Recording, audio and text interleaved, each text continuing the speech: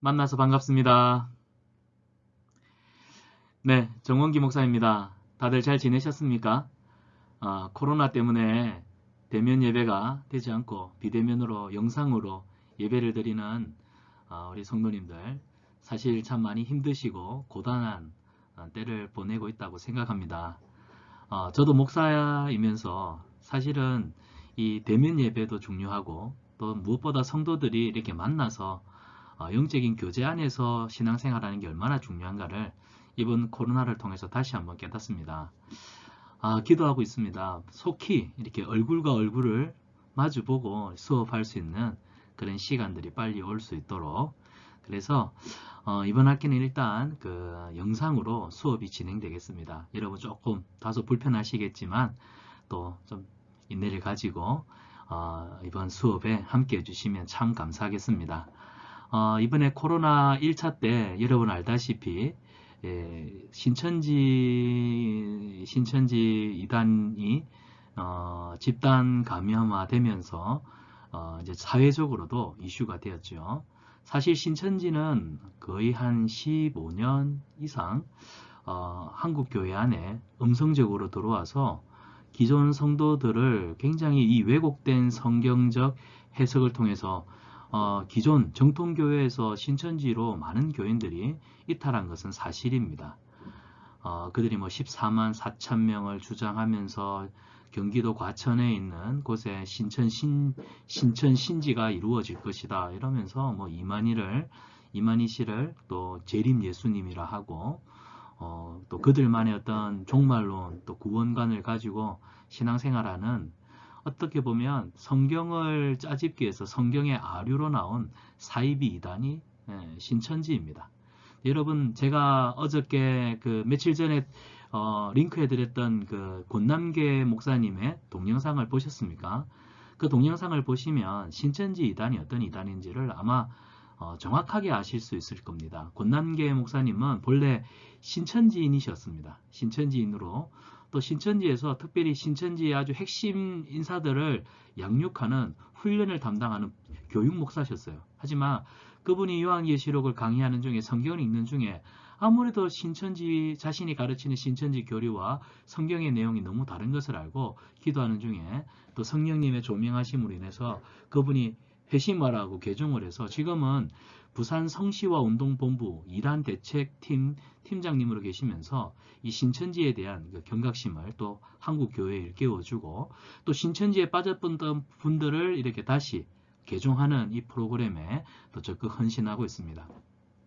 어쨌든 저는 신천지 전문가는 아닙니다. 하지만 저는 또 목회자로서 또 신학교에서 또 저 개인적으로 지금까지 또 말씀을 준비하면서 보았던 그 요한계시록 우리가 개혁교회에서 정통적으로 그 성경적인 전통을 따라서 그 요한계시록을 해석하는 방법들이 있는데 오늘 저는 그 성경적인 그리고 전통적인 해석 방법 안에서 신천지 이단이 잘못 요한계시록을 해석하는 부분들을 비교하고 대조하고 분석을 해서 그들의 어떤 잘못된 오류들을 잡아내고 또 우리는 건강하고 올바른 신앙의 교리와 또 가치관들을 가지고 신앙생활할 수 있도록 돕기 위한 양육 프로그램이라 보시면 되겠습니다. 가급적이면 PPT, 프레젠테이션 슬라이드를 통해서 간단하게 그리고 간략하게 여러분에게 설명을 드리려고 합니다. 아무래도 영상으로 강의를 듣다 보니까 오랜 시간 강의는 참 힘드실 거예요. 그래서 저는 최대한 40분에서 50분 내에 매주 2강씩 강의를 진행하도록 하겠습니다. 자, 이제부터 바로 강의를 진행하겠는데요. 여러분, 가급적이면 책을 구입해서 꼭 보시기를 바랍니다. 책은 제가 여러분에게 소개해드렸던 신천지 요한계시록 해석 무엇이 문제인가 이필찬 교수님이 쓰신 이 책을 꼭 여러분이 인터넷으로나 또 기독 서점에 가셔서 꼭 구입을 해서 보셨으면 좋겠습니다. 매주 그 2챕터씩 2강씩 저와 여러분이 함께 나누도록 하겠습니다. 저는 원활한 강의를 위해서 여러분에게 이해를 돕도록 부연 설명을 할 거고요. 그 다음에 PPT, 프레젠테이션을 통해 가지고 핵심적인 것만 간추려서 여러분께 말씀을 드리도록 하겠습니다. 자, 그러면 PPT를 중심으로 해서 강의를 시작하겠습니다. 그리고 이제 저는 저의 영상 모습은 살짝 사라지도록 하겠습니다. 먼저 그 요한계시록은 어떤 책인가를 한번 살펴보기를 원하는데요. 요한계시록은 그 예언의 말씀입니다. 이 예언의 말씀이란 뜻이 뭐냐? 여러분 사실 예언하면 미래에 일어날 일들을 지금 현재에서 지금 우리가 살고 있는 현재 지금 순간에 앞으로 장차 일어날 미래의 일들을 선지자가 미리 알려준다라는 생각을 많이 하거든요. 근데 예언이라고 하는 것은 사실 그 미래에 일어날 일에 대한 이야기가 예언이 아닙니다. 정확한 예언의 성경적 의미는 하나님 앞에서 하나님이 주신 말씀을 선지자가 가감없이 하나님의 말씀을 전하는 것을 예언이라고 합니다. 그래서 프로페시라고 할 때 이 프로라고 하는 것은 무엇 앞에서 시간적 의미가 아니라는 거예요. 하나님 앞에서 하나님의 말씀을 대언한다라는 뜻이 바로 예언입니다. 그런데 지금까지 한국 교회가 신천지 이단이 이런 오류를 범할 수밖에 없었던 이유도 사실 한국 교회가 제공을 했어요. 뭐냐면 요한계시록을 시간적인 의미로 해석했기 때문입니다. 그거 굉장히 위험한 거예요. 요한계시록을 앞으로 장래에 미래에 곧 얼마 있지 않는 미래에 이런 일들이 일어날 것이다 라고 시간적 의미로 본다면 결국 세대주의라고 하는 성경 해석 관점이 있는데요. 이 세대주의의 관점 때문에 결국 여러분 예언이라고 하는 내용은 현재에서 종말이 이렇게 다가올 거기 때문에 이런 준비를 해야 된다. 이런 식으로 오해가 왜곡이 되기 시작하면서 결국 이 요한계시록을 주신 본래의 의도를 또 의미를 벗어나게 된다는 사실입니다. 그래서 저는 오늘 이 예언의 말씀, 예언이 뭐냐 하면 하나님의 말씀을 대신하여 전한다. 아시겠죠? 예언은 미래, 시간적 의미가 아니라 하나님의 말씀을 대신하여 전한다는 뜻으로 여러분이 기억하셨으면 좋겠습니다. 그리고 요한계시록 어떤 책이냐면 두 번째로 편지입니다. 소아시아 지역의 7교회의 교회와 성도들에게 보낸 편지 내용입니다. 여러분 기본적으로 편지하면 어떤 내용이 있겠습니까? 내가 편지를 쓰는 사람으로서 내가 지금 처한 상황이 어떻는지 그리고 또 편지를 받는 대상에게 뭔가 어떤 특별한 내용들을 전달하고 설명하고 또 그들을 설득하고 또 그들에게 또 내가 어떤 공감하고 있는 바를 이해시키기 위해서 우리가 편지를 쓰잖아요. 그러니까 이 요한계시록은 편지, 서신의 형식을 갖고 있습니다. 그러니까 요한계시록은 편지인데도 불구하고 예언, 미래에 일어날 어떤 시간적인 의미로 자꾸 해석을 하다 보니까 사도 요한이 7교회에 보낸 편지라고 하는 이 의미를 잃어버리는 겁니다. 그러면 여러분 건강한 해석이 어렵겠죠. 그래서 요한계시록은 하나님의 말씀을 사도 요한이 대언할 뿐만 아니라 이 대언을 어떤 방식으로 표현했냐면 편지 형식으로 표현했다는 겁니다. 그래서 이 두 가지 관점을 가지고 요한계시록을 해석하면 신천지처럼 오류에 절대로 빠질 수가 없는 거예요. 한 번 더 정리합니다. 요한계시록은 하나님의 말씀을 가감없이 전하는 예언서일 뿐만 아니라 그 다음에 사도 요한이 7교회와 7교회 성도들에게 보낸 편지라는 사실을 기억하시기 바랍니다. 그리고 이 요한계시록은 어떤 책이냐?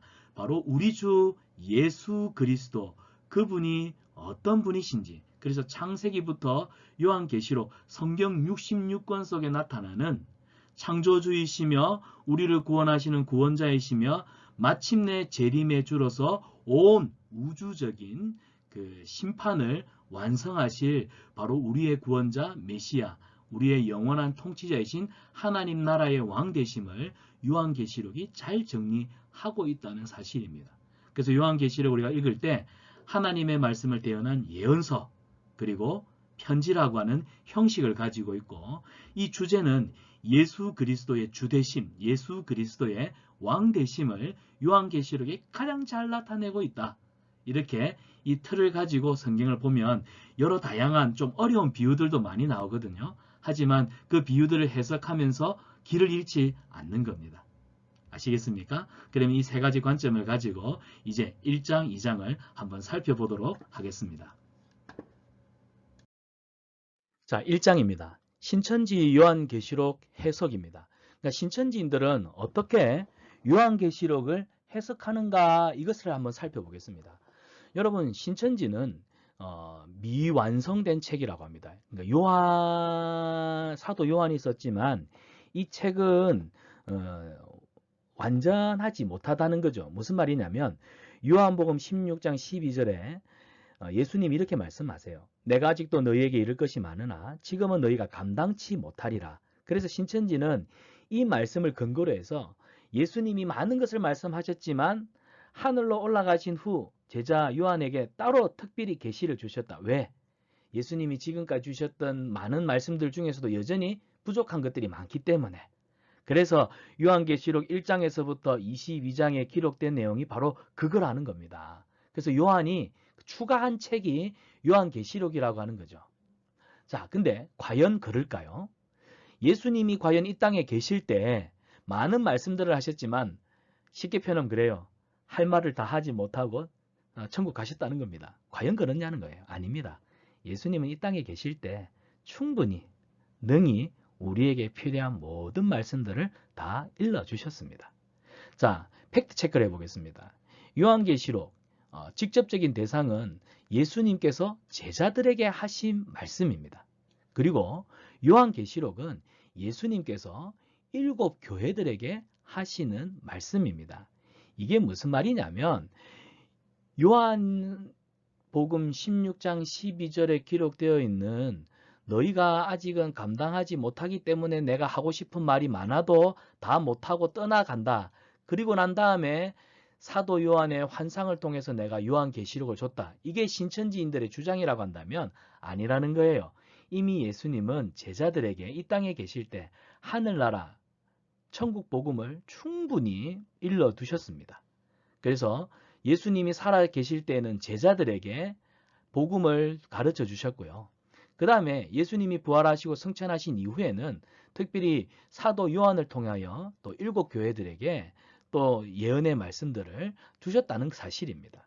그래서 성경은 요한복음 16장 12절은 사실 사도 요한이 그러니까 요한복음에 기록되어 있는 내용이 부족해서 그래서 사도 요한이 보충 설명하기 위해 요한복음을 기록했다라고 얘기를 하는 신천지인들의 생각과는 달리 사도행전 16장 12절의 이 의미는 무슨 의미냐면 내가 아직도 너희에게 이를 것이 많으나 지금은 너희가 감당하지 못하리라. 이 말씀은 성령님이 오시면 보십시오. 여러분 요한복음 16장 12절 다음에 13절을 보면 성령님이 오시면 어떻게 된다고요? 그 성령님이 너희를 진리 가운데로 인도하시리니 이 말은 보혜사 성령님이 오셔야 내가 지금까지 너희들에게 일러주었던 모든 말들이 확실하게 깨닫고 생각나고 그것을 너희들이 확신하며 지킬 수 있을 것이다 라고 하신 말씀이에요. 그래서 요한복음 16장 12절 이 요한복음의 어떤 부족한 부분을 채우기 위해서 보충으로서 쓰여진 책이 요한계시록이라고 하는 이 억지 같은 이야기. 결국 신천지들은 이만희 씨를 보혜사라고 이제 주장하게 되는 근거를 여기서 마련하는 것입니다. 아니라는 거죠. 자, 그렇다면 신천지는 계시를 어떻게 이해할까요? 계시는 하나님께서 자신을 드러내는 방법을 계시라 합니다. 한 번 더요. 계시란 하나님께서 자신을 드러내는 방법을 계시라고 합니다. 신천지는 요한계시록이 뭘까요? 하나님이 사도 요한을 통하여서 자신을 드러내신 책이라는 겁니다. 근데 이제 이 신천지는 하나님이 주신 이 계시를 어떻게 이해하냐면 신천지는 환상 계시와 실상 계시라고 두 가지로 나누어서 이해합니다. 그럼 환상 계시가 뭐냐? 환상 계시는 장래 이룰 일을 이상으로 그러니까 어떤 특별한 현상을 통해서 미리 보여주는 계시다라는 겁니다. 그리고 실상 계시는 약속한 예언을 실물로 이루어서 보여주는 계시다. 쉽게 표현하면 이렇습니다. 요한계시록에 기록되어 있는 모든 말들은 다 환상 계시입니다. 그러면 요한계시록에 기록되어 있는 일들이 실제로 우리 눈앞에서 그 기록된 내용들이 실제로 일어나는 것들을 실상계시라고 하는 거예요. 근데 제가 앞에도 말씀드렸죠. 이게 바로 환상계시와 실상계시로 나누게 된 이유가 뭐냐면 결국 요한계시록은 장래에 미래에 일어날 일들을 보여주는 책으로 그러니까 시간적인 의미로 해석을 하니까 환상계시, 실상계시로 나누어서 구분을 하는 겁니다. 그래서 여러분 여기 도표를 보시면 예언의 원리, 네, 그다음 성취될 때의 원리 이렇게 해서 누가 사도 요한이 그리고 여기 보면 사도 요한격의 사명자, 약속의 목자 이게 누구냐면 이제 이만희가 되는 겁니다. 환상계시 기원후 요한계시록은 95년에 기록되었고 그 다음에 실상계시 지금부터 그때부터 1900년이 지난 오늘날 재림의 때, 실상의 때 이제 이 일들이 일어난다는 겁니다. 그리고 환상계시 사도 요한이 밤모섬에서 복음을 전하다 유배에 갔던 밤모섬에서 이 환상계시를 보았다고 한다면 이 계시는 실제로 이제 우리가 살아서 눈으로 보는 지금 현재 이 시간대에 장막성전, 증거 장막성전을 통해서 그 실상들이 일어나고 있다는 겁니다. 그래서 여러분 이 모든 도표에 나오는 것들은 뭐냐면 성취될 때의 원리 이거는 뭐냐면 실상계시인데요. 사도 요한이 이야기를 했던 사도 요한이 보았던 이 환상계시, 요한계시록의 내용은 2000년이 지난 오늘 이 시점에 이제 비로소 우리 눈앞에 눈으로 보여지는 것으로 나타났다라고 신천지는 이해를 하는 겁니다. 그런데 그 모든 것들이 누구에게 다 초점을 두고 있냐면 맞아요. 이만희 씨에게 초점이 두어지고 있다는 겁니다. 그래서 신천지는 이 계시를 이렇게 해석합니다. 사도 요한이 밤모섬에서 하나님이 주시는 계시를 받아 적었어요. 그런데 미래에 일어날 일을 받아 적었기 때문에 뭔가를 받아 적고 뭔가를 기록하는데 사도 요한은 다 이해를 못했다는 거예요. 여러분 이해하시겠습니까? 사도 요한이 하나님의 그 환상 계시를 받아 적을 때는 이게 장래에 어떤 모습으로 어떻게 나타날지를 모른 상태에서 그냥 받아 썼다는 겁니다. 그 계시를 보고 그냥 적었다는 겁니다. 그래서 사도 요한이 죽고 난 이후에 2000년, 그러니까 1900년이 지난 지금에 와서야 이만희 씨가 그 사도 요한이 기록한 환상 계시인 요한계시록을 이제 실제로 실상으로서 나타내어 보여줄 수 있게 되었다. 그래서 결국에는 이만희 씨가 어떤 존재가 되냐면 환상 계시를 깨닫게 해주는 보혜사 성령이 되는 거예요. 보혜사 성령이 되어서 사도 요한이 2000년 전에 도대체 이게 어떻게 이루어질지도 모르는 상태에서 그냥 막 자기도 하나님이 보여주시는 대로 계시를 받아 적었는데 이제 보혜사로 온 이만희가 요한이 기록한 내용을 실제로 이제 나타내어서 실제로 실상으로 나타내어서 너희들에게 보여주고 깨닫게 해주고 이해시켜주고 확실하게 믿게 도와줄 것이다. 그래야 이만희 씨가 뭐가 되겠습니까? 보혜사 성령이 되는 겁니다. 이 논리를 억지로 끼워 맞춰서 이제 성도라고 하긴 그렇죠. 신천지인들에게 이 얘기를 하는 거예요. 네, 여러분 신천지는 처음에 비유풀이를 한 6주간 공부를 합니다. 그 공부를 하고 나면 신천지에서 하는 모든 성경 해석이 그 비유풀이라고 하는 그 필터링을 통해서 다 이해를 하게 돼 있어요. 그래서 사실은 신천지 그 첫 번째 기초교육인 그 비유풀이 교육을 할 때 여러분 주변에 그렇게 빠져드는 분들이 있다면 그때 빨리 찾아와야 돼. 안 그러면 이 비유풀이 기초과정 끝나고 나면 이제 센터에 들어가서 성경 공부를 하기 시작하면 이제 신천지에서 얘기하는 이 관점으로만 성경을 보기 때문에 그때는 우리가 아무리 성경적으로 이야기를 해도 그들이 깨닫지 못하는 겁니다. 자, 팩트 체크를 해보겠습니다. 여러분, 신천지인들은 사도 요한이 그 예수 그리스도께서 주신 그 밤모섬에서 주신 그 환상 계시를 받아 적을 때 자신이 전한 메시지의 의미를 전혀 알지 못하고 기록했다라고 말하는데 과연 그럴까요? 아니요. 그럴 리가 있습니까? 사도 요한은 지금 하나님께서 보여주시는 그 환상들, 그 모든 계시들, 자신이 이 요한계시록을 기록할 때 아무 내용도 모르는 상태에서 절대로 받아 적지 않았습니다. 네. 그렇다고 뭐 하나님이 받아쓰기 해라 해서 받아쓰기 해서 쓰는 게 아닙니다. 하나님이 보여주신 모든 환상들을 눈으로 보고 그 다음에 이 본 내용들을 자신의 생각과 인격과 어떤 자신의 그 모든 전인격을 담아서 이 성경을 요한계시록을 적어내는데 사도 요한은 이미 하나님이 계시하신 모든 내용들을 충분히 이해한 상태에서 이 계시를 적었다는 겁니다. 따라서 신천지가 말하는 사도 요한이 계시를 전혀 이해하지 못한 상태에서 요한계시록을 썼고 2000년이 지난 이제 오늘에 와서야 보혜사이신 이만희 씨가 와서 실상 계시를 통해서 그 2000년 전에 사도 요한이 기록한 요한 계시록을 충분히 이해하기 쉽도록 설명해 주신다라고 말하는 것은 결국 오류라는 것이죠. 여러분 이해가 되셨나요? 요한계시록은 예언의 말씀입니다. 예언의 말씀은 아까도 말씀드렸죠. 미래의 어떤 일어날 일들을 다루는 것이 아니라 하나님께서 언약의 백성들에게 오늘 이 땅을 살아가는 성도들에게 하시는 하나님의 뜻, 하나님의 생각들, 하나님의 계획들 그걸 말하는 거예요. 그 예언자들은 하나님의 뜻, 하나님의 계획을 백성들에게 전달하는 사람입니다. 그래서 예언의 메시지에는 죄에 대해서 그리고 하나님의 심판이 있고 회개할 때에 회복시켜 주시는 범죄와 심판과 회복을 다루는 메시지가 예언의 내용에 담겨 있습니다. 그래서 하나님의 범죄, 심판, 회복을 다루는 이 메시지를 전하는 선지자는 어때야 될까요? 지금 자기가 어떤 메시지를 전하고 있는지 그 의미를 충분히 이해하고 있어야 합니다. 구약의 선지자들 보십시오. 이사야, 예레미야, 요엘, 아모스 수많은 선지자들이 하나님이 주시는 계시를 받아 이스라엘 백성들에게 그 대언의 말씀을 전할 때 그들이 도대체 자기가 하는 말 무슨 소리인지는 모르고 했습니까? 아닙니다. 선지자들은 하나님이 말씀해 주신 계시의 내용을 충분히 100% 이해를 한 상태에서 가감없이 전했다는 거예요.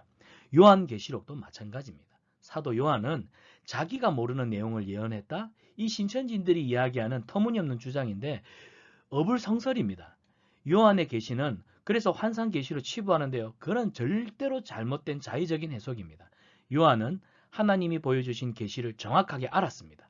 그래서 이 요한계시록을 통하여 그 시대에 이스라엘 백성들에게 그리고 오늘 이 시대를 살아가는 우리에게 그 시대와는 다르지만 그러나 그 시대 속에서 주셨던 의미가 오늘 우리가 살아가는 이 시대도 동일하게 범죄와 심판과 회복이라고 하는 메시지를 가지고 동일하게 하나님께서 말씀하시고 있기 때문에 어떤 시간적 의미를 두고 그 과거에 있었던 일들이 미래에 오늘날 일어나는 것처럼 그래서 그것을 해석하는 사람은 신천지의 이만희밖에 없고 이만희를 추종하는 사람들만이 구원을 얻게 되고 14만 4천의 반열에 올라서 결국에는 영생할 것이다. 이거는 신천지가 성경을 자기들 마음대로 해석한 오류라고 할 수 있는 것이죠. 자, 이제 신천지에서 가장 중요한 게 바로 이겁니다. 장막 교리와 비유풀이입니다. 신천지는 하나님이 영계와 육계를 창조했다라고 말하지요. 그리고 하나님이 그 둘을 하나가 되는 구원을 이루려 하신다고 주장합니다. 그래서 그 과정에서 구원 사역을 감당할 선택한 목자가 있어요. 선택한 목자. 하나님이 구원을 이루기 위해서 선택한 목자가 있는데 이 목자가 어떤 이유였는지 모르겠지만 돌아섰어요. 마음이 돌아서 가지고 배도한 거예요. 배도. 배도하면 하나님은 새로운 목자를 세워서 새로운 장막을 창조하시고 새 언약을 통해 다시 구원을 이루어 가신다고 본 겁니다. 이게 어떤 의미냐면 여러분 성경에 보면 이스라엘 백성들이 하나님 말씀대로 잘 살다가 죄를 짓고 또 하나님을 떠나가고 그래서 하나님이 심판하시면 그들이 회개하고 다시 돌아오고 이런 그 반복들을 했지 않습니까? 이것도 마찬가지예요. 하나님이 예를 들어 정원기라고 하는 목자를 세웠어요. 그래서 정원기를 통해서 하나님의 말씀을 전해서 영계와 육계를 하나 되게 하는 이 구원을 사역을 하는데 제가 어느 날 마음이 교만해져 가지고 하나님을 대적하고 돌아선 거예요. 그걸 배도라고 합니다. 그러면 하나님은 정원기를 버리고 새로운 사람을 또 세우는 겁니다. 새로운 목자를 세워가지고 그 사람을 통해 새로운 장막을 세우고 그 다음에 새 언약을 통해 새로운 구원을 이루어 가신다라고 보는 거예요. 근데 이거는 여러분 성경에 없는 내용인데 성경에 있는 여러 가지 것들을 뭐랄까요? 추출해 와가지고 만든 거예요. 왜냐니까 여러분 여기 지금 첫 장막의 7사자와 제사장이라고 하는 요 사진 보이십니까? 여기 7명의 사람들이 나옵니다. 이 7명의 사람들이 누구냐면 다 옛날에 통일교 문선명 씨 밑에 따라다니던 문선명을 추종하던 사람들입니다. 쉽게 말하면 이 사이비들, 사이비. 오늘날 신천지를 있게 만든 사이비 이단 교주들입니다. 근데 이 사람들이 처음에는 저기 이렇게 유재열을 따라서 사이비적인 교리를 만들고 기독교 세계를 대표하는 단체로 첫 번째 장막이다 이렇게 주장하면서 이제 막 많은 사람들을 이게 구원해 가는 일을 했다는 거예요. 근데 대표적인 이 유재열이라고 하는 사람이 나중에는 배도하게 됩니다. 배도하게 되고 그래서 그 첫 번째 장막은 유재열 씨의 배도로 의해서 무너진 겁니다. 하나님이 유재열 씨를 버린 거예요. 그래서 새로운 목자가 세워졌는데 이 새로운 목자가 누구냐면 이만희입니다. 이만희. 이만희 씨는 유재열을 쫓아다니면서 여기 유재열 씨인데 이 유재열을 쫓아다니면서 온갖 사이비적인 교리들을 배웠습니다. 그 사이비 밑에 사이비 난다고 유재열 밑에서 열심히 사이비적인 것들을 배워가지고 이 유재열 씨가 이 첫 번째 장막이 무너지니까 자기가 이제 새로운 소명을 가지고 신천지 증거 장막이라고 하는 두 번째 장막을 세운 거예요.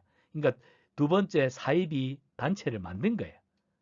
그래서 이제 자신의 어떤 그 정통성, 하나님이 하늘과 땅을 창조하시고 구원하시는 이 일에 하나님이 불러 세우신 새로운 목자다라고 하는 정통성을 근거를 마련하기 위해서는 역사를 배제할 수는 없잖아요. 그래서 이런 이단들의 역사 속에서 자신이 이 신천지 증거장막 성전을 세우고 수많은 중생들을 구원하기 위해서 하나님께로부터 이 목자의 사명을 받은 사람이다. 정통성을 주장하기 위해서 이단들의 계보 속에서 이 장막교리라고 하는 것들이 나왔습니다. 참 터무니없죠. 그래서 여기 보시면 뉴스 신문을 보시면 하나님의 목적 신천지를 창조하고 신천지를 통해 오신다. 그래서 하나님이 이 창조하신 그리고 하나님이 구원하시는 그 역사 속에 결국 하나님이 세우신 마지막 사람 이만희 씨는 자기를 이긴 자라고 하고 성경에 있는 예수님에 해당되는 모든 좋은 표현들은 다 자기가 가져왔습니다. 이 사람이 실제로는 예수님이에요. 예수님. 자기가 보혜사 성령이고 재림 예수고 이긴 자이고 대단한 사람입니다. 근데 여러분 우리가 봐도 이 터무니없는 주장을 하는데도 많은 사람들이 이 이만희 씨의 거짓에 속아 넘어가고 있다는 거죠. 그게 중요한 겁니다. 이 신천지 이단에 빠지는 이 대표적인 이유가 뭐냐면 이 비유입니다. 비유. 이 신천지는 한마디로 거짓말을 너무너무 잘해요. 그래서 거짓말로 성경을 해석을 합니다. 대표적인 게 비유풀인데요. 신천지는 예수님이 무리에게 비유로 말씀하시고 비유가 아니면 아무것도 말씀하지 않으셨다. 이 구절을 액면가 그대로 해석을 합니다. 그래서 이 말씀을 근거하면서 천국의 비밀이 전부 다 비유로 봉해져 있다. 그래서 성경은 비유로 풀이하지 않으면 결코 이해하지 못한다. 그래서 그들이 말하는 짝풀이 비유라 해가지고 성경을 정말 자기 입맛대로 구약과 신약을 막 짜집기해서 말 그대로 짜집기입니다. 짜집기해서 성경을 자기들 입맛대로 풀이한 것이 신천지의 성경 해석 방법입니다.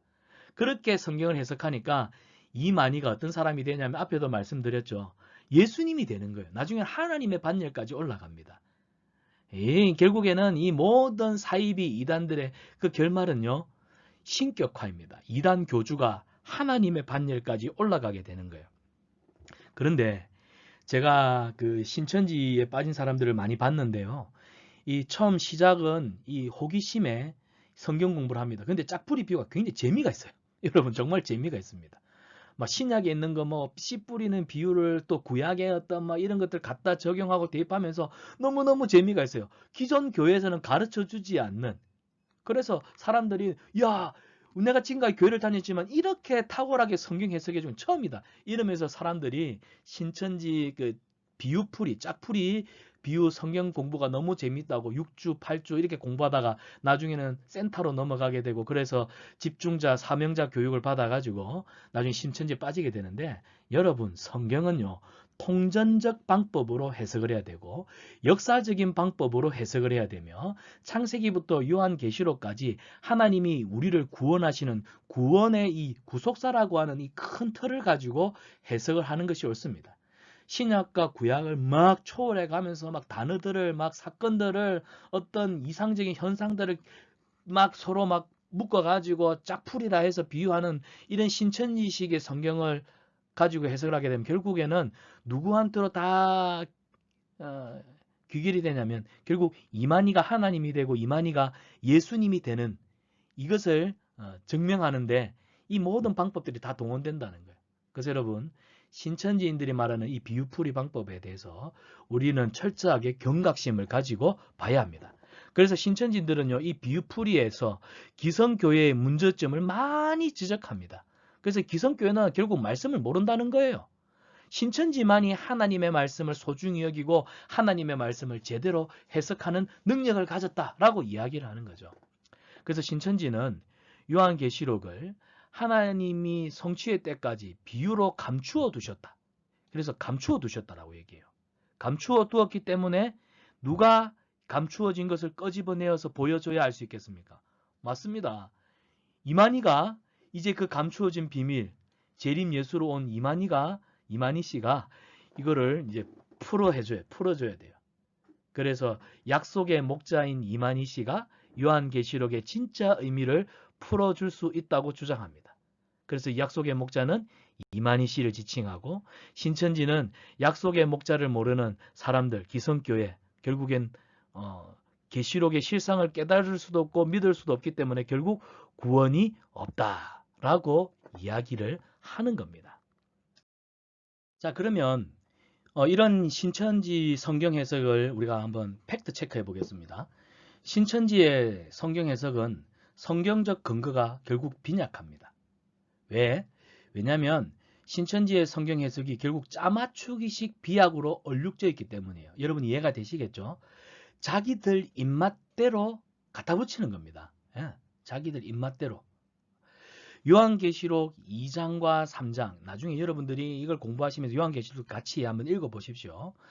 요한계시록 2장 3장을 이용해 가지고 그 신천지의 뭐랄까요 시초가 되는 그 유재열 씨의 어떤 장막 성전 이 유재열 씨의 장막 성전이 결국 배도의 결과로 무너졌다는 거. 근데 이거는 성경하고는 전혀 무관한 겁니다. 성경하고 무관한데 요한계시록 2장과 3장에 나오는 배도, 멸망, 구원 이런 것들을 뭐예요?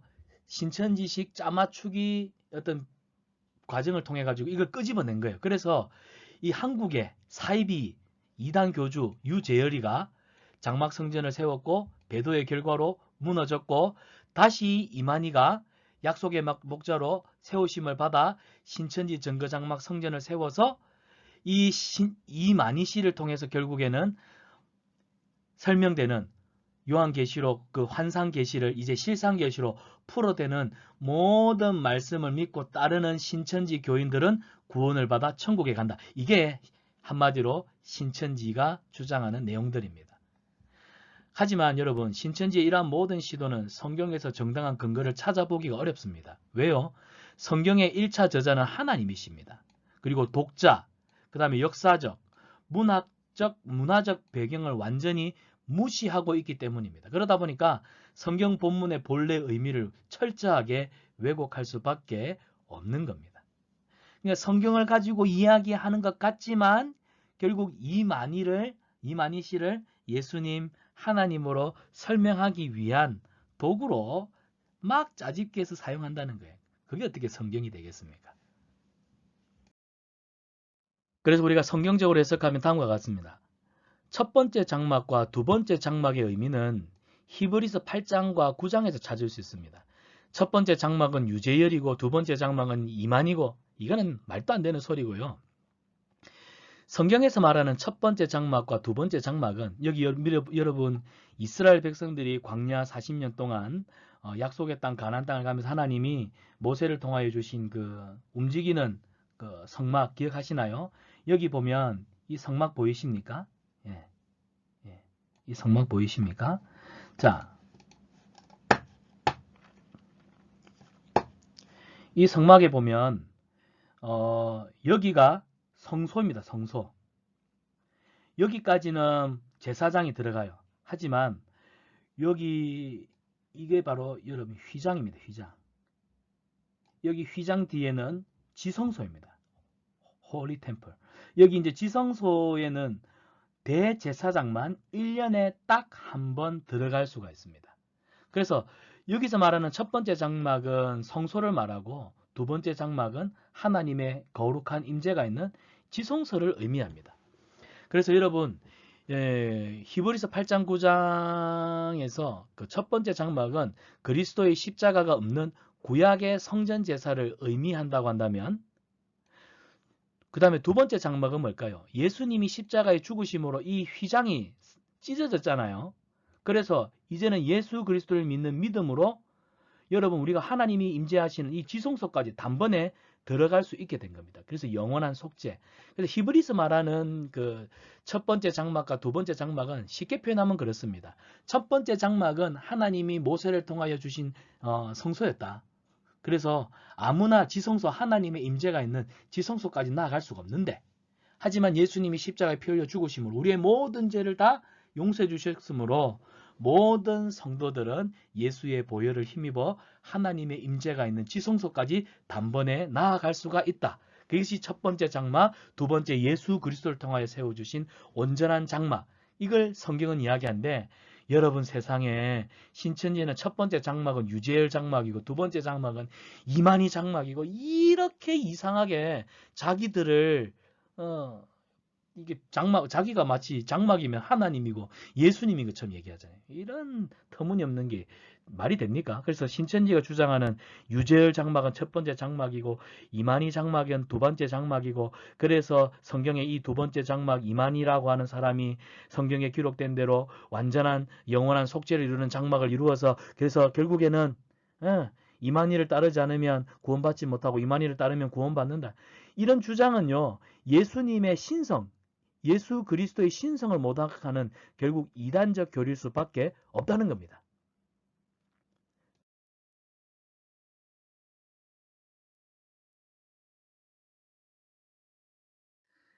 자, 이제 두 번째 장이 되겠습니다.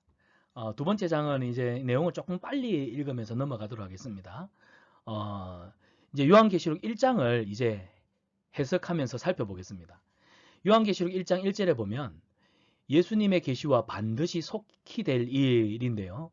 신천지는 1장 1절에 그 속히 될 일을 요한계시록 1장에서부터 22장의 내용이라고 봅니다. 그래서 이 성취를 위해서 2000년의 시간이 필요했고 성취의 때에 속히 응한다고 주장합니다. 이게 무슨 말이냐?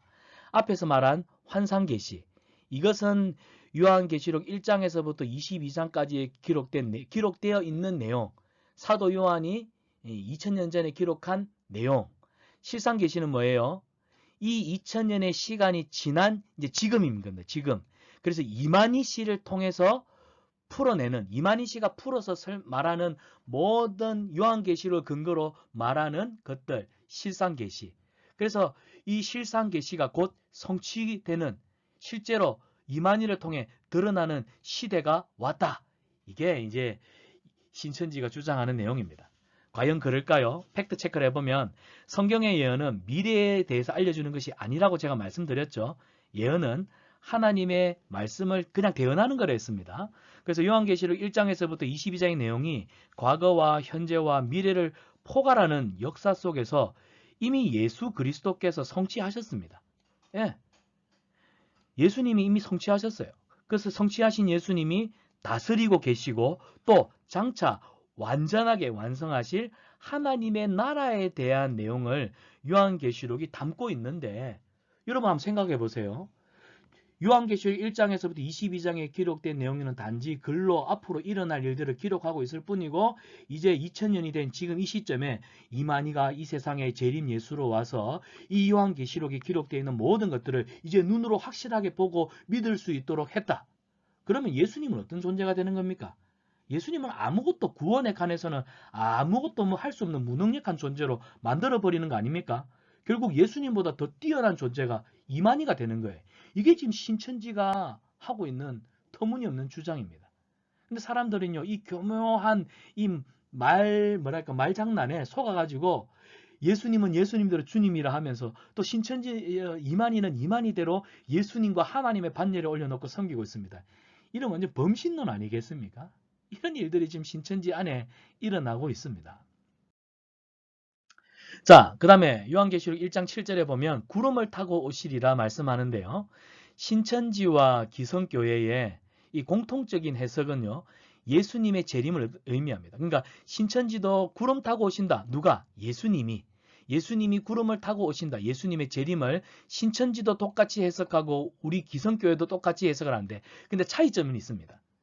여기서 말하는 구름, 이 신천지는 구름을요, 영적 차원의 구름이라고 합니다. 그래서 예수님은 구름을 타고 오시는데 이 예수님은 구름에 에워싸여 오시는 영체, 영체라고 하는 건 뭐냐면 눈에 보이지 않는 영적인 존재라는 겁니다. 그래서 예수님이 육체적 재림이 아니라 영적으로 온다는 거예요. 이거 굉장히 위험한 접근입니다. 왜냐? 자, 우리 기성교회는 이렇게 해석하죠. 구름 타고 오시리라. 누가? 예수님이. 어떻게? 제자들 보는 눈앞에서 구름을 타고 하늘나라로 승천하신 것처럼 예수님은 똑같이 구름을 타고 오실 거다. 이게 기성교회 그리고 성경에서 말하는 핵심 내용입니다. 사실입니다. 그래서 부활하신 예수님, 부활의 육체를 가지신 예수님은요, 우리 눈에 보이는 육체로 승천하셨고 나중에 재림하실 때에도 부활의 육체, 눈으로 볼 수 있는 부활의 육체로 공중에서 구름을 타고 임하실 거예요. 그런데 신천지는 눈에 보이지 않는 영적인 존재로 오기 때문에 여러분 생각해 보세요. 눈에 보이지 않는 존재로 오니까 이게 확실히 왔는지 안 왔는지 알 수 있어요, 없어요? 모르지요. 그래서 이제 신천지인들은 이 내용을 가지고 예수님의 재림이 누구에게 왔냐면 다른 사람이 아니라 결국 이만희에게, 이만희 씨에게 어느 날 영적으로 우리는 못 봤어요. 왜? 영적으로 왔기 때문에. 영적인 예수님의 재림이 이만희에게 왔다는 겁니다. 그래서 이만희의 육체 속에 예수님의 영이 재림해 왔다는 거예요. 그래서 이만희는 결국 재림 예수예요. 그리고 여러분 신천지인들은요, 우리가 생각하는, 우리는 예수님이 오시면 죽었던 자들도 부활의 몸으로, 모든 사람들이 부활의 몸을 입고 영원한 하늘나라 천국에 간다는 것이 우리의 믿음 아닙니까? 그런데 신천지인들은 달라요. 선택받은 14만 4천 명의 사람들, 그들의 육체에 이미 구원받은 영이 이 육체와 결합을 해서 천국에 간다는 거예요. 웃기죠? 왜 그럴까요? 이만희 씨가 그랬기 때문에. 이만희 씨의 육체에 예수님의 영이 플러스가 된 거예요. 그래서 이만희가 재림 예수인 것처럼 성도들도 성도들의 육체와 그 다음에 먼저 죽은 성도들의 영이 뭐예요? 합해져 가지고 결국 마지막 때에 부활한다는 겁니다. 이게 지금 신천지가 만들어낸 이 부활, 이 재림의 교리입니다. 자, 계속 보겠습니다. 과연 사실인지. 신천지는 예수님의 재림을 영적 차원에서 이루어진다고 주장합니다. 아니지요. 영적 차원을 왜 강조합니까? 눈에 보이지 않기 때문이에요. 그래야 신천지의 이만희가 재림 예수가 될 수 있잖아요. 근데 성경은 뭐라고 말합니까? 예수님은 부활의 육체를 입고 오십니다. 부활의 육체를 입으신 육체로 오실 예수님. 그래서 예수님, 육체로 오실 예수님을 제거해야만 이만희 씨가 예수님의 영으로 재림한 재림에 추가될 수 있기 때문에 신천지는 이런 교묘한 거짓말을 지어낸 거예요. 자, 성경은 뭐라고 말합니까? 예수님은 부활의 몸, 이 부활의 몸은 우리 눈으로 볼 수 있는 몸입니다. 만질 수 있는 몸입니다. 그래서 우리 눈으로 반드시 볼 거예요. 부활은 영적인 그리고 육적인 차원 모두를 다 포함하고 있기 때문에 우리는 예수님의 재림을 부활의 몸, 육체를 가지고 구름을 타고 승천하실 때와 동일하게 이 땅에 다시 오실 것을 우리는 믿습니다. 그래서 재림은 예수 그리스도의 왕되심을 우주적으로 공포하는 그런 날이 될 것입니다. 여러분 이 점을 분명히 기억하시기를 바랍니다. 자, 이제 또 다른 구절을 하나 보겠습니다. 요한계시록 1장 7절 하반절인데요. 자, 찌른 자들이 볼 것이다 라고 얘기합니다. 이 찌른 자들이 볼 것이다. 이 구절을 신천지는 어떻게 해석하나요? 신천지는 요한복음 14장 9절에서 10절 그리고 15장 18절에서 23절 하나님과 예수님 그리고 제자들이 누린 이 연합의 관계를 예수님과 이만희 씨의 관계에 적용합니다. 왜요? 이만희 씨의 육체에 예수님의 영이 와서 이만희가 재림의 예수가 되었기 때문이에요. 그래서 영이신 하나님이 2000년 전에 오셨던 초림 예수님과 함께 했듯이 영으로 오시는 재림 예수님은 누구랑 같이 있을까요? 맞아요. 사도 요한격의 목자, 이 사도 요한격의 목자가 신천지가 말하는 바로 이만희입니다. 그래서 이 재림 예수님은 누구랑 같이 하냐면 이만희와 함께 하는 거예요.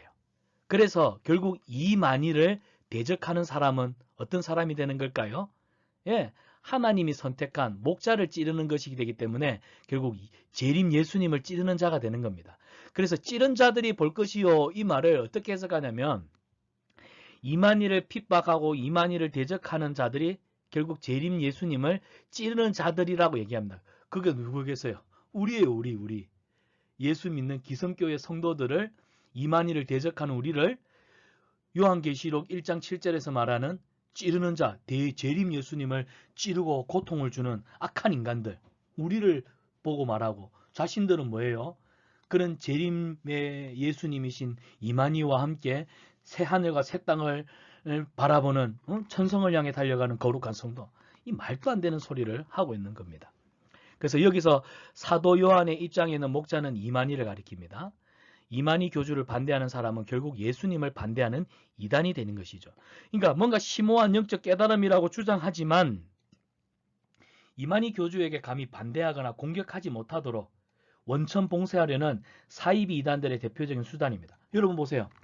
신천지 안에도 그래도 좀 이상한데 하면서 꼬리에 꼬리를 무는 의문점들이 들지 않겠습니까? 그런 생각을 하는 사람들은 결국 뭐예요? 이만희가 하는 모든 말들에 의심을 품고 대적하는 사람들은 결국 너는 어떤 사람이다? 예수님을 핍박하는 인간밖에 더 되겠냐? 그래서 신천지 안에서 모든 어떤 의심하는 것들, 이만희 교주가 하는 모든 말들을 그냥 100% 아멘 하고 그냥 가감없이 순종하도록 원천 봉쇄하려고 하는 이게 모든 사이비 이단들의 공통적인 특징입니다. 근데요, 이 성경적 해석을 한번 봅시다. 찌른 자들이 볼 것이요. 이게 어떤 의미냐면 신천지는 예수님의 영이 재림하여 이만희 씨와 함께한다고 주장하지만 그래서 이만희를 대적하는 것을 예수님을 대적한다는 논리를 만들지만 여러분 이 성경적 해석은 이렇습니다. 요한계시록 1장 7절의 배경은 요한복음 19장 34절에 보면 십자가에 달리셨던 예수님을 그 옆구리를 창으로 찌르던 그 장면을 사실은 묘사한 거예요. 쉽게 표현하면 그렇습니다. 2000년 전에 오셨던 우리를 구원하기 위해서 이 땅에 오셨던 예수 그리스도 그분이 우리의 구원자, 우리의 메시아인 줄 몰랐던 무지했던 자들이 창으로 예수님을 찌르고 예수님을 대적하고 예수님을 배반하고 침을 뱉고 결국 뭐 했습니까? 복음을 거역했다는 거예요. 그래서 예수님의 복음, 하나님의 모든 은혜의 복음을 대적했던 이 땅의 모든 백성, 민족들을 가리키는 말입니다. 그런데 이들이 나중에 예수님의 우주적인 재림이 올 때 여러분 예수님을 믿었던 성도들은 생명의 부활로 예수님을 믿지 않고 대적했던 자들은 이제는 뭐예요? 멸망. 그들은 영원한 심판에 그들도 동일하게 부활할 것입니다. 그런데 가는 곳이 달라요. 우리 예수님을 믿는 성도들은 영원한 천국에 들어갈 것이지만 그러나 그날에 믿지 않았던 자들은 어떻게 될까요? 내가 어리석었어. 내가 예수님이 생명의 구주이신 줄은 몰랐어. 나의 어리석음과 나의 완악함과 나의 교만함이 그분을 창으로 찔렀지 하면서 그들은 예수님의 재림 때 애통과 눈물로 회개하게 될 거라는 내용이 이 찌른 자들도 결국엔 재림의 주 대신 예수 그리스도 재림의 때에 보게 될 것이다. 그 의미입니다. 그런데 신천지는 이걸 어떻게 해요? 어디 금방지게 이만희 교주님한테 대들어. 이만희 교주님이 하시는 말씀이 어디 의심을 품어. 그래서 저 추호에도 이 이만희 교주의 말에 의심을 품거나 또 불순한 생각을 가지지 못하도록 원천 봉쇄하려는, 그래서 이만희의 모든 말이 다 법인 거예요. 예, 무조건 순종해라. 이게 바로 사이비적인 수법이고 그들을 지금까지 속여온 신천지의 아주 악랄한 방법이었습니다. 자, 이제 마지막 챕터입니다. 그러면 요한계시록 1장 9절에서 20절까지 내용에 보면 사도 요한을 택하여 부르시는 내용이 기록되어 있습니다. 자, 이 글을 신천지는 어떻게 해석하냐면, 신천지는 이만희 씨가 결국 이 사도 요한격의 사명을 맡은 사람이라고 주장합니다. 아까도 말씀드렸죠. 신천지의 이만희는요, 성경에 나오는 모든 좋은 건 자기가 다 가져갔어요. 그러니까 결국에는 이만희를 보면 삼위일체 하나님이 이만희예요, 이만희. 예. 이에 대한 근거로 요한계시록 1장 17절에 보면 예수님이 오른손을 요한에게 얹은 것, 그 성령의 기름을 부어 직접 택한 목자로 삼으셨다는 이 의미를 누구한테 부여하냐면 결국엔 이만희 씨한테 부여합니다. 그래서 이만희 씨가 요한계시록의 실상을 깨달았고 또 실상을 목격하려면 장막성전, 신천지 장막성전 출신인 이만희 씨에게서 보고 듣고 깨달아야 구원받을 수 있다. 그래서 신천지 안에 실상 계시를 보고 그들이 주장하는 내용들을 믿어야만 구원받을 수 있다라고 말합니다. 왜? 이 신천지가 바로 이 요한계시록을 기록한 사도 요한격 사명을 가진 마지막 예언자이고 마지막 선지자이고 또 보혜사 성령이고 또 재림의 예수이고 결국 이 사도 요한을 보낸 하나님과 같은 존재이고. 그래서 여기 도표를 보십시오. 그림을 보면 뭐 이 신천지에서 나오는 이렇게 자기들 내려는 나름 그 이만희 씨를 신격화하기 위해서 만들어 놓은 막 성경을 짜집게 해가지고 이런 식으로 해서 뭐가 있는 것처럼 보이지만 이거는 성경과는 전혀 무관한 해석입니다. 오로지 이만희 씨를 하나님의 반열에 올려놓기 위해 신격화하기 위한 엉터리 짜집기 성경 해석 방법이라 성경 해석이 아니라 신천지 해석 방법이라 보면 좋겠습니다. 자, 그러면 팩트 체크해 보겠습니다. 이 신천지는 이만희 씨를 사도 요한격 대언자로 격상시키고 있지만 그래서 실상에 계시하는 사도 요한은 환상 계시, 그러니까 기록되어 있는 그냥 무슨 뜻인지도 모르고 그냥 하나님이 주신 계시를 그냥 그대로 적어놓은 환상 계시를 적었다고 한다면 이만희는 이제 2000년이 지난 이후에 이 기록되어 있는 말씀을 실제로 눈앞에서 펼쳐 풀어서 보여주는 실상 계시자로 거의 뭐 보혜사 성령님과 같은 대단한 존재죠. 그렇게 말하고 있지만 이런 신천지의 주장은 결코 성경의 지지를 받을 수가 없겠지요. 여러분, 예수님의 영이 이만희 씨에게 임했다? 아닙니다. 예수의 영은요, 성령님에게, 그래서 성령은 성도들에게. 그래서 여러분 성경을 보면요, 예수님이 제자들한테 뭐라고 말씀하십니까? 내가 하늘나라 가고 나면 내 뒤에 누가 오신다고요? 예수님이 오신대요. 성령님이 오신대요. 이 성령님은 어떤 영이십니까? 진리의 영이시래요. 왜 진리의 영이실까요? 예수님이 이 땅에 계실 때 하셨던 모든 말씀을 기억나게 하고 깨닫게 하고, 그렇죠. 그리고 그것을 지킬 수 있도록 도와주시는 영이 바로 성령님이십니다. 그래서 성령님은 진리의 영이신데 이 진리의 영이신 성령님은 누구 가운데 임재하십니까? 성도에게 임재하시는 거예요. 근데 이게 바로 정통적인 성경의 해석인데 세상에 이 예수의 영, 성령, 이게 누구한테? 이만희 씨에게 임했기 때문에 이만희는 재림 예수가 되고 이만희는 보혜사 성령이 되고, 이 말도 안 되는 소리를 하고 있는 겁니다. 그래서 예수의 영이 임한 사람, 신천지는 이만희가 예수님의 권세와 지위를 가지고 있다라고 얘기하는데 성경은요, 예수님의 영이 임한, 성령이 임한 사람은 어떤 사람이라고요? 예수님처럼 예수님을 닮는 삶을 살아가는 사람.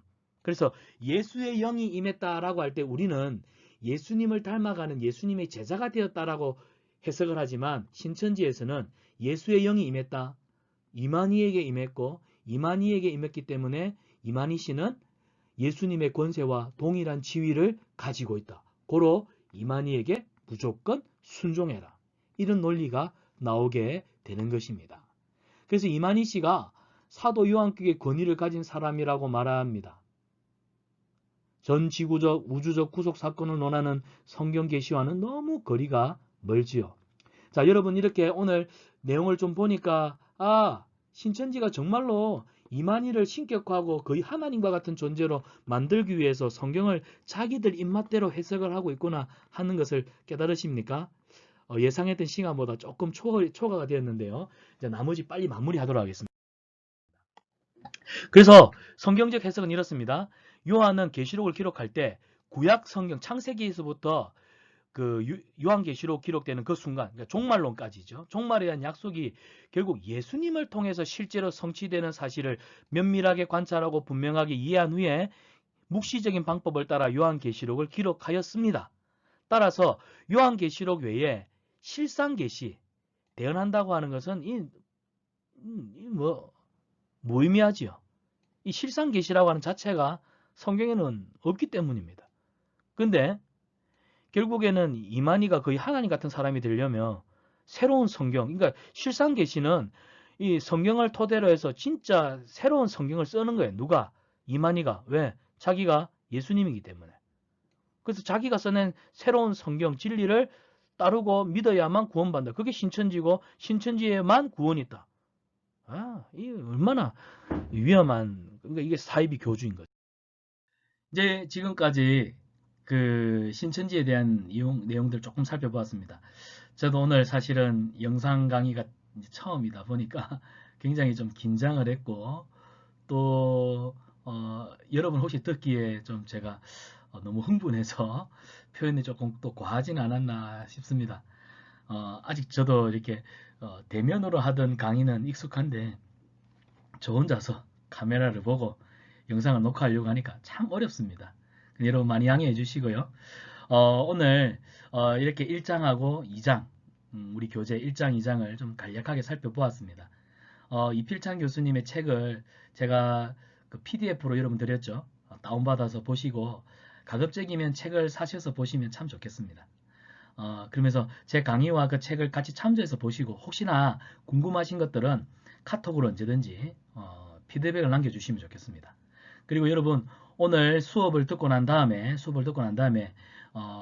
우리 수업은 이렇게 진행하겠습니다. 수업을 들으신 분들은 그 카톡에 오늘 들었던 내용 중에서 깨달았던 거, 또 새롭게 알게 된 사실, 또 감동, 받은 은혜, 아니면 또 나는 적용이라든지 이런 것들을 좀 간단하게 적어서 카톡방에 올려주십시오. 후기를 올려주시는 걸로 그렇게 하는 것으로 해서 여러분 출석을 체크하도록 하겠습니다.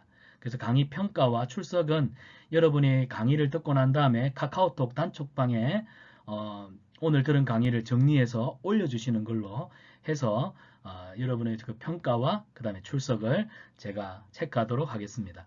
여러분 너무 길게 적으실 필요 없고 간략하게 간단하게 적으시면 되겠습니다. 감사합니다. 또 다음 주에 뵙도록 하겠습니다. 기도하고 마치겠습니다. 살아계신 우리 하나님 아버지 은혜를 감사합니다. 우리가 하나님을 바로 알고 그래서 많은 사람들에게 하나님을 바로 전할 수 있도록 도와주시옵소서. 하나님 특별히 우리가 하나님의 말씀을 깨달아 분별할 수 있는 분별력을 갖게 하여 주시옵소서. 하나님 이 시대에 정말 사단이 우는 사자와 같이 믿는 자도 삼키우려고 또 두루 찾아 헤매는 이때입니다. 신천지 이단이들이 얼마나 간교하게 성경을 교묘하게 짜집기 해서 기존의 성도들을 미혹하고 넘어뜨리는지 하나님 우리가 지금까지 신천지가 나쁘다는 것은 알았지만 신천지가 어떤 내용을 터무니없이 주장하는지는 몰랐습니다.